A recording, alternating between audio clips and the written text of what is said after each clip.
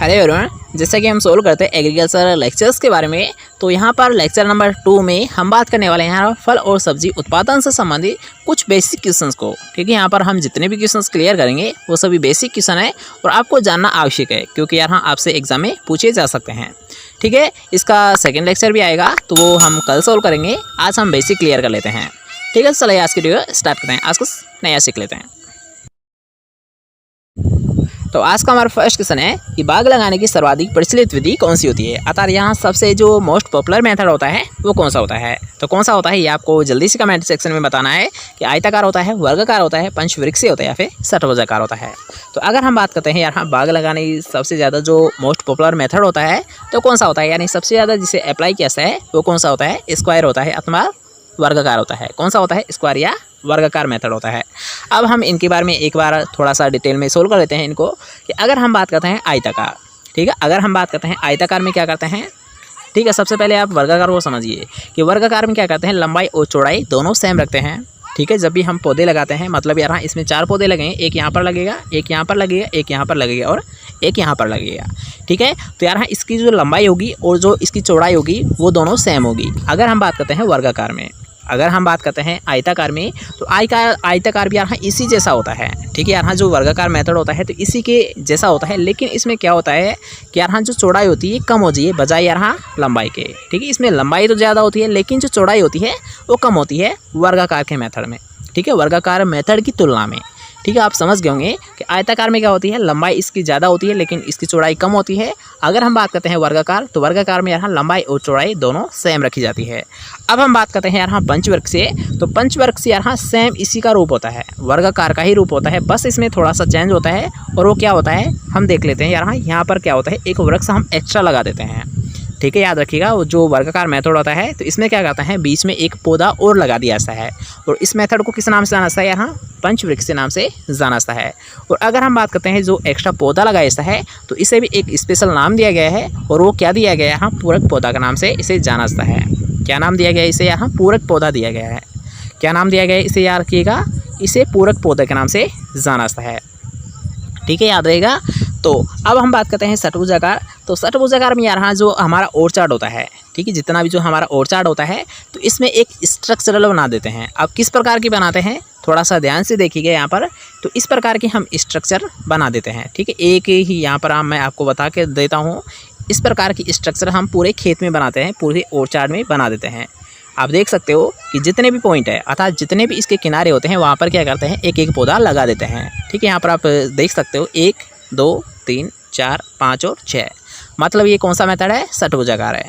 ठीक है, सभी प्रकार के आप समझ गए। इसके अलावा अगर हम बात करते हैं एक और होता है, एक होता है त्रिभुजाकार। कौन सा होता है, त्रिभुजाकार। और नाम से स्पष्ट है त्रिभुजाकार, मतलब यहाँ इसमें क्या होती है, यहाँ जो हमारा पूरा और चार्ट होता है तो उसमें किस प्रकार की स्ट्रक्चरल मतलब संरचना बना देते हैं, त्रिभुज जैसी संरचना हम बना देते हैं। किस प्रकार की बना देते हैं, त्रिभुज जैसी संरचना हम बना देते हैं। ठीक है, त्रिभुज तो आप सभी जानते हो तो इसे समझाने की कोई ज़रूरत है नहीं।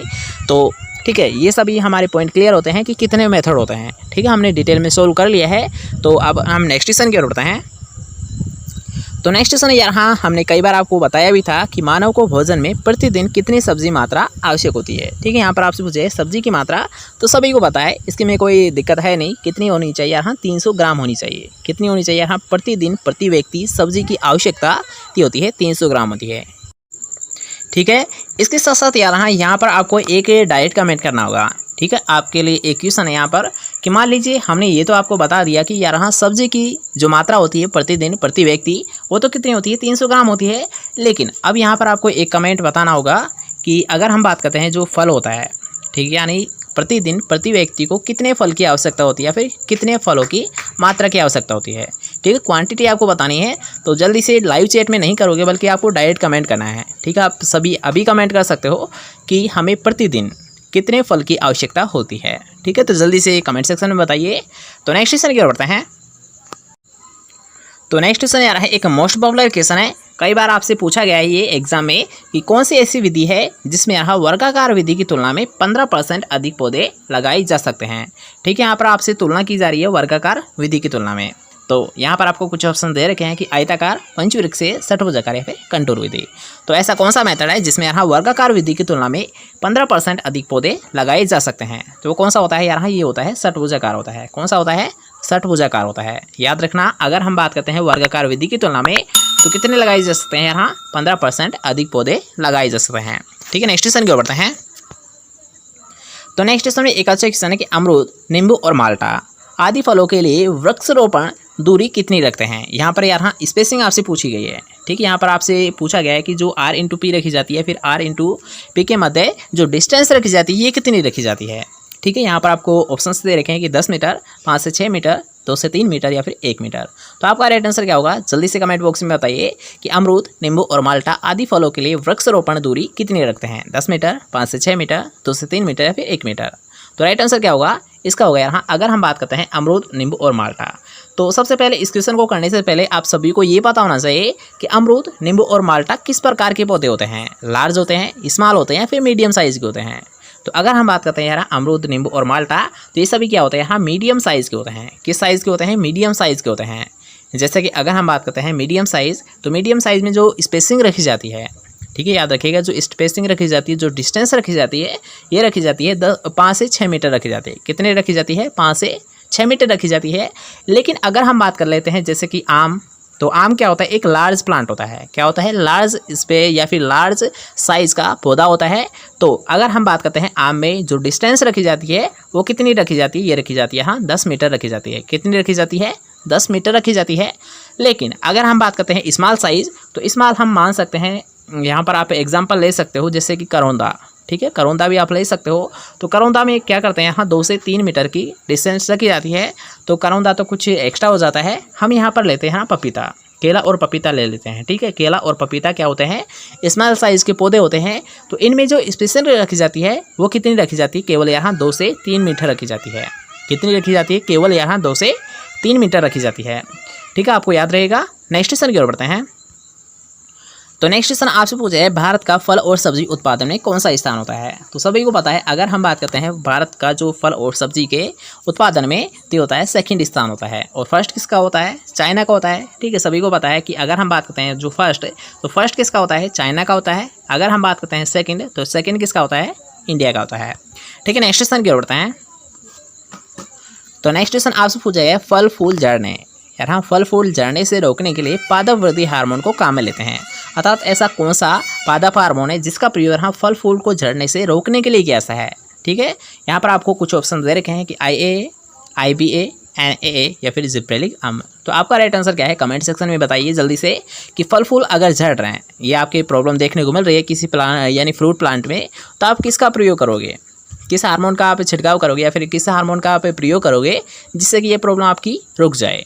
तो हम बात करते हैं यार हाँ, अगर हम बात करते हैं फल फूल झड़ने के लिए, तो फल फूल की अगर जब भी समस्या आपको देखने को मिलती है, तब हम किसका यूज़ करते हैं? नेफ्थलिक एसिटिक एसिड का यूज़ करते हैं। किसका यूज़ करते हैं? नेफ्थलिक एसिटिक एसिड का यूज़ करते हैं। अगर हम बात करते हैं IBA, तो IBA का यहाँ रूट से संबंधित होता है। ठीक है, आप डायरेक्ट इतना सा याद रखिएगा कि रूट से संबंधित, अर्थात यहाँ रूट को प्रमोट करने के लिए किसका प्रयोग किया जाता है? रूट को प्रमोट करने के लिए। तो ये कैसा है? IBA का प्रयोग किया जाता है। इंडोल ब्यूटारिक अम्ल का प्रयोग किया जाता है। किसका प्रयोग किया जाता है? इंडोल ब्यूटारिक अम्ल का प्रयोग किया जाता है। ठीक है, याद रहेगा। नेक्स्ट क्वेश्चन की ओर बढ़ते हैं। तो नेक्स्ट क्वेश्चन आपसे पूछा है, पौधे को पाले से बचाने के लिए तनु गंधक का घोल स्प्रे करते हैं, अर्थात यहाँ कितना? ठीक है, यहाँ पर आपसे क्वांटिटी आपसे पूछी गई है कि कितनी सांद्रता रखते हैं? 1%, 5%, 10% या फिर 20%? तो सभी को पता है, ये इस क्वेश्चन को हमने आपको कई बार क्लियर करके बताया है कि अगर आपसे पूछ लिया जाता है पाले से बचाने के लिए जो गंधक का घोल का रखते हैं, जिसकी कंसंट्रेशन कितनी रखी जाती है? हाँ 0.1% भी आप मान सकते हो। ठीक है, यहाँ पर आपको कुछ ऑप्शंस दे ही नहीं रखा है कि 0.1% का, तब आपको कितना लेना है? यहाँ 1% लेना है।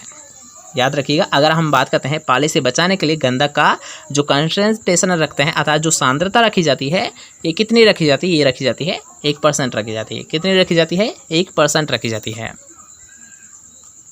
नेक्स्ट क्वेश्चन आपसे पूछा है, पूरक वृक्ष किस विधि में लगाए जाते हैं? तो इस क्वेश्चन को हमने अभी आपको बताया था, शुरुआत में हमने डिटेल में आपको बताया था कि एक पूरक वृक्ष लगाया जाता है, और वो कौन से मेथड में लगाया जाता है? हमने आपको बताया था कि जो वर्गाकार मेथड होता है, तो इसमें एक एक्स्ट्रा प्लांट लगाया जाता है, और इस एक्स्ट्रा प्लांट को ही किस नाम से जाना जाता है? पूरक वृक्ष के नाम से जाना जाता है। ठीक है, याद रहेगा। नेक्स्ट क्वेश्चन की ओर बढ़ते हैं। राइट आंसर कौन सा है? Second option. ठीक है, नेक्स्ट क्वेश्चन की ओर बढ़ते हैं। तो नेक्स्ट क्वेश्चन आपसे पूछा गया है पूरक पौधे के लिए प्रमुख उदाहरण है, मतलब यहाँ कौन से पौधे को सबसे ज़्यादा अप्लाई किया जाता है इसमें। ठीक है, हमने आपको स्ट्रक्चर बताई थी कि जो एक्स्ट्रा प्लांट लगा ऐसा है, तो सबसे ज़्यादा ये कौन सा प्लांट लगा ऐसा है? पपीता और करौंदा को लगा ऐसा है, आम व आंवला को लगा ऐसा है, बेर और अमरूद को लगा ऐसा है, फिर सेब व पालक को लगा ऐसा है। तो आपका राइट आंसर क्या है? जल्दी से कमेंट बॉक्स में बताइए कि पूरक पौधे के प्रमुख उदाहरण कौन कौन से हैं? पपीता, करौंदा, आम व आंवला, पेड़ व अमरूद या फिर सेब व पालक। तो राइट आंसर कौन सा है? ये होगा यहाँ फर्स्ट ऑप्शन। कौन सा लिया सही यहाँ सबसे ज़्यादा? केला या पपीता भी आप मान सकते हो, या फिर पपीता व करौंदा। ठीक, ऑप्शंस के अगर उठेंगे राइट आंसर कौन सा है? पपीता और करौंदा। लेकिन यहाँ पर अगर आपको यहाँ भी देखने को मिलता है केला, तो यहाँ केला और पपीता का भी सबसे ज़्यादा यूज़ किया जाता है पूरक पौधे में। ठीक है, याद रहेगा। नेक्स्ट क्वेश्चन की ओर बढ़ते हैं। तो नेक्स्ट क्वेश्चन आपसे पूछा है कि भारत में उद्यान विज्ञान विश्वविद्यालय कहाँ पर स्थित है? ठीक है, यहाँ पर आपसे पूछा गया है जो हॉर्टिकल्चर यूनिवर्सिटी होती है तो वो कहाँ पर स्थित है? पंतनगर में, सोलन में, लुधियाना में या फिर बीकानेर में। तो आपका राइट आंसर क्या है? जल्दी से कमेंट सेक्शन में बताइए कि भारत में विश्वविद्यालय कहाँ पर स्थित है? पंतनगर में, सोलन में, लुधियाना में, फिर बीकानेर में। तो राइट आंसर कौन सा होगा यार? हाँ, सोलन हिमाचल प्रदेश में। कहाँ पर यार? हाँ, कि भारत में उद्यान विज्ञान विश्वविद्यालय कहाँ पर स्थित है? ये है यहाँ सोलन, और सोलन कहाँ पर पड़ता है? हिमाचल प्रदेश में। ठीक है, नेक्स्ट क्वेश्चन की ओर बढ़ते हैं। तो नेक्स्ट क्वेश्चन आपसे पूछा है सफ़ेद लट का सबसे ज़्यादा प्रकोप किस फसल में देखने को मिलता है?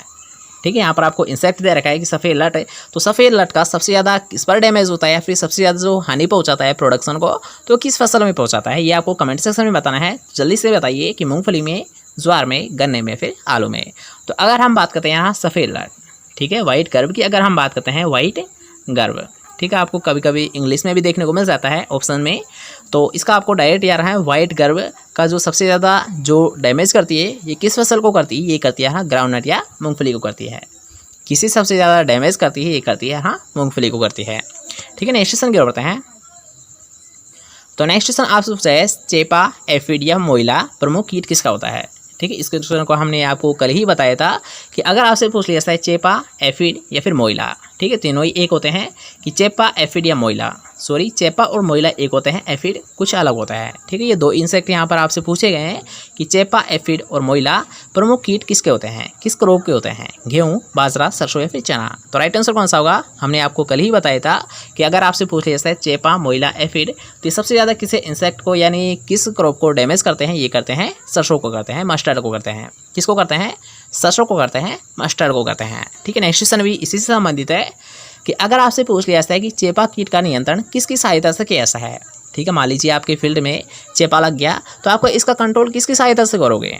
किस केमिकल का आप किस छिड़काव के करोगे जिससे कि चेपा का जो नियंत्रण है ये हो जाए?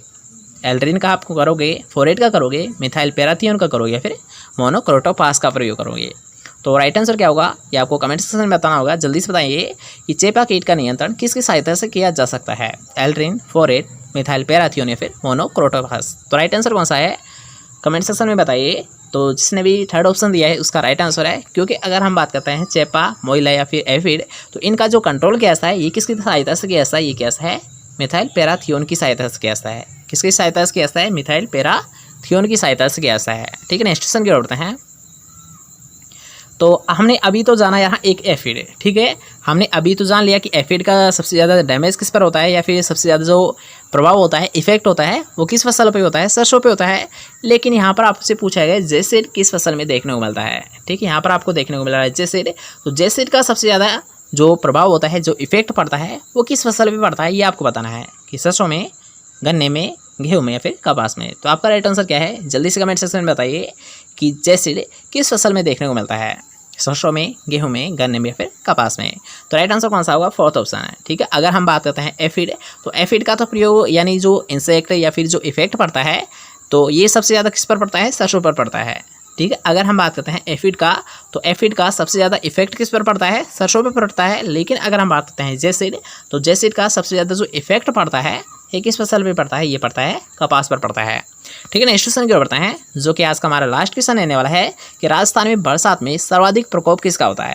ठीक है, यानी किस इंसेक्ट का सबसे ज़्यादा प्रकोप देखने को मिल जाता है? टिड्डी का, जेसिड का, मिलीबग का या फिर एफिड का? तो इस क्वेश्चन को तो आप सभी को पता होगा कि अभी सीजन किसका चल रहा है? बरसात का चल रहा है। और अभी जो अटैक देखने को मिल रहा है ये किसको देखने को मिल रहा है? तो ये देखने को मिल रहा है यहाँ टिड्डियों का।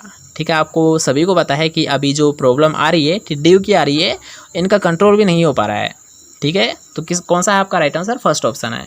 ठीक है, राजस्थान में तो वैसे हो रही है, हमारे यहाँ पर भी आई थी टिड्डी, लेकिन वो फसलों को तो खाई गई, दोबारा से ग्रो करना पड़ा है। ठीक है, और आई थिंक आप सभी के क्षेत्र पर भी टिड्डियों का अटैक हुआ होगा।